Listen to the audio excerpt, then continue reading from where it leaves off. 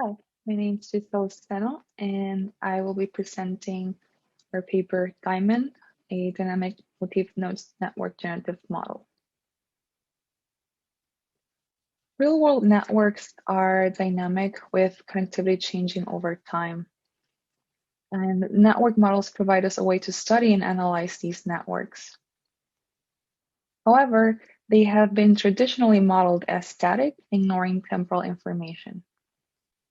In dynamic networks, a graph snapshot is a time slice of a network at time t. Here in the first snapshot, edges are the gray connections, active nodes are colored in blue, and white nodes have not joined the network yet.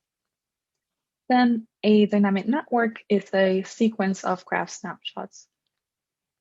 Many models for temporal graphs generate the aggregate temporal graph or only generate the next time window for an existing graph.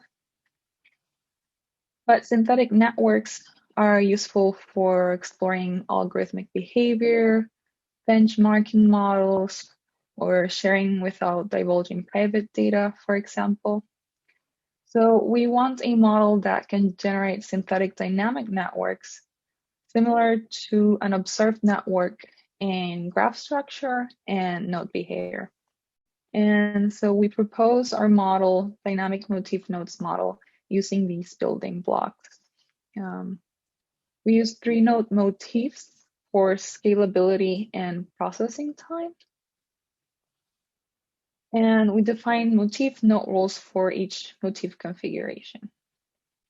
Our insights and motivation are that when we empirically analyze dynamic networks, the general pattern that we observed is that motifs disappeared and reappeared over time, and that groups of nodes would stay in the same motif structure. So if we saw a triangle, it would, eventually show up again as a triangle in the future. And then using motifs can capture dependencies that edges cannot.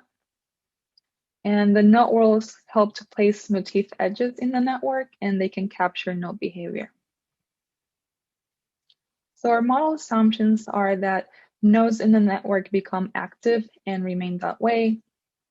Nodes have a probability distribution over role types that they play in different motifs. Triplets have a single motif type over time.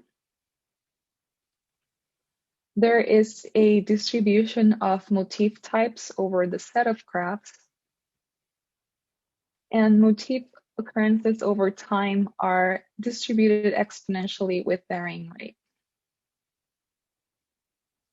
In the generative process of our model, we first sample the active nodes. We get their arrival times from their arrival rate lambda v. And then in time step 1, these blue nodes are the active nodes. Then using the active nodes, we can determine the triplets that we can use to sample the motifs. The probability of a triplet having a motif type will depend on the node role probabilities. So the probability of observing a triangle motif would depend on the probability that all 3 nodes have the equal 3 role. Similarly, for a wedge motif, 1 node would be hub, the other 2 spokes. And for the 1 edge motif, 1 of the nodes outlier and the other 2 equal 2 roles. Then to sample the motifs, we'll use the expected counts for each motif type. And then we'll sample the motifs using the probabilities that I explained before from a multinomial distribution. Then after sampling the motifs, we'll need to sample the node roles or assign them. And so in this example, let's assume that we have a wedge motif. We first normalize the hub role probabilities among the 3 nodes. Then we sample which node will be the hub, and the other 2 nodes will have the spoke role. Then we'll need to sample when these motifs will appear. So for each motif instance, we'll sample an interval rate that depends on the rates for that type. So from those rates, we sample each instance's interarrival rates.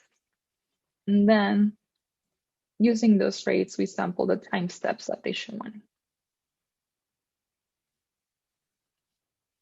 We sample the node rows without replacement, so we need to update the counts by discounting the number of times each node has been assigned each row. And then we update the node row probability distribution using the updated counts. Lastly, we can output the generated graph using the node arrival times, the motif edges, and the time steps that the motifs appear in.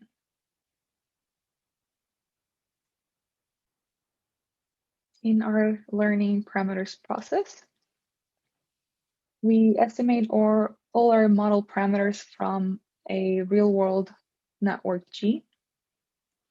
However, the motif memberships are not observed. So in this toy example, we don't know which motif the edge CE belongs to. There are multiple wedges that lie on that edge. So the parameters that we learn, first is the node arrival rate, and we estimate it using the first time step each node had its first edge.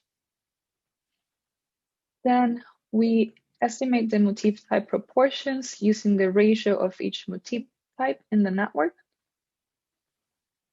We estimate the motif type interarrival rates using the rates of each motif instance. Then the node rows probabilities using the counts that nodes at each row. And since we don't observe the motif memberships, we'll need edge weights so that we can avoid overcounting in the parameter estimation. Now, in our evaluation, we need to compare the synthetic network against the observed network. In this example, G prime is the one with the active nodes in purple, and then the observed network G is the one with the blue active nodes. And so in static networks, we can directly use the metrics to compare both networks. But how can we evaluate on dynamic networks? So to evaluate graph structure, we can measure each graph snapshot using the metrics. But how do we compare these sets of values for both graphs? Taking the average and median statistics can be misleading. So we propose to use the KS test statistics because it quantifies the distance between the two empirical distributions among two samples. And it can also capture variability in the values. Another challenge is evaluating the behavior of nodes in a dynamic network. Others have ignored this aspect, or they have simply looked at the average degree per time step. We, however, propose to use node aligned metrics, and we refer to a node's distribution of values over time. Additionally, given that nodes in the generated graph might not correspond to those in the observed graph, we consider the interquartile range of values over time for each metric, and then we perform a two-dimensional KS test using the first and third quartile values. These are the sets of metrics that we use to evaluate. Within the graph structure metrics, the S metric measures the extent to which a graph has hub-like structure. And then in our node behavior metrics, the temporal degree distribution, we're taking the set of degrees for a node over all the graph snapshots. And then the activity rate, we're measuring how often it participates in an edge. Data sets that we evaluate on, we use 3 email networks for NRUN, a European institution, and the Democratic National Committee. And then we have another data set with a subset of wall posts on Facebook, and one with a private message network at UC Irvine. The baseline models that we compare to are the static networks with linked dynamics model. This model generates a static graph and then a series of events or edge interarrival times. The activity-driven network model starts with an empty graph at each time step and then connects active nodes with a triadic closure mechanism. Lastly, TagGen is a deep graph generative model that generates synthetic temporal random walks. Here we show the results for the EU emails dataset with the graph structure and node behavior. We show the case statistic where lower value is better, and our model DYMOND is the light violet color here. DYMOND clearly performs the best on the graph structure metrics, but in the node behavior metrics, it's not as clear. So to compare the models more easily, we calculate the mean reciprocal rank using the average case statistic for each of these 2 sets of metrics.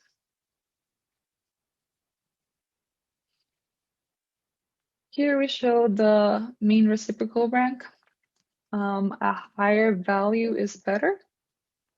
In the first table for graph structure, our model DYMOND outperforms the baselines. Then in the second table for node behavior, our model performs the best on the NRUN emails and the Facebook datasets. SNLD performs better on the EU emails dataset, but DYMOND is a very close second, and it also performs the best on the college message dataset. Lastly, ADN performs better on the DNC emails dataset. So in our graph structure evaluation, DYMOND creates the graph structure most similar to all datasets. In our evaluation of node behavior, DYMOND can generate the most similar on the NRUN and Facebook datasets, and it's also a very close second on the EU emails dataset. The college message network has large star structure, and since SNLD uses degree distribution learned from the dataset, this can explain why it performed better in the node aligned metrics. And the DNC emails network has high clustering, and the ADN baseline directly models node activation rates using sampled node degrees. And so it performs better on datasets with high clustering. To summarize, our model DYMOND is a motif-based dynamic network generative model that can generate synthetic networks. Using motifs helps to create better graph structure overall. The motif node roles can help represent the temporal node behavior. And then in evaluation metrics, just using the average and median degrees per snapshot doesn't capture the individual behavior of nodes. We need node-aligned metrics to evaluate the topological connectivity and the temporal activity. Our use of the KS test with the interquartile range is an initial effort on adapting graph structure metrics to dynamic networks. Thank you.